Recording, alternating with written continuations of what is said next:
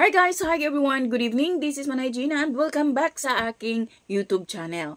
So guys, another mini vlog for today's video at ang ating pag-uusapan ay walang iba kung hindi si Maymay Entrata.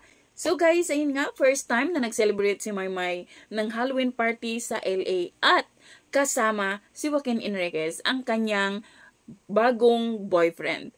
So maraming nasa comment section na nagsasabi na kung dati kinikilig sila sa Mayward, ngayon, dito na kinikilig na naman sila kay Maymay at sa bago niyang boyfriend. Siyempre kapag solid supporters ka talaga ng Mayward, parang feeling mo ay ang sayang, o di ba? Parang manghihinayang ka sa Mayward talaga.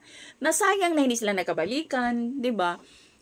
Pero kasi masaya na sila sa kanilang mga live. Si Edward masaya na siya, si Maymay meron na siyang bagong boyfriend at may mga nagkomento nga na si Maymay talaga parang makikita mo talaga sa kanya na ang future niya nasa AFAM.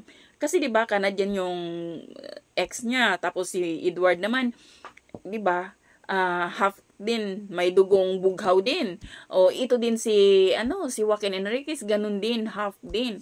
Kaya sabi ng maraming mga nasa comment section talaga na si Maymay ang future niya talaga sa AFAM. So sana lang at sana dahil nga mahal natin si Maymay, sana lang magtagal sila nitong si Joaquin Enriquez or sana lang sila yung hanggang dulo, 'di ba? Kasi ba, nag-invest na si Maymay na naman ng emotion, feeling. So, sana, ito na. So, yun lang guys, na-share ko lang. Bye! God bless everyone!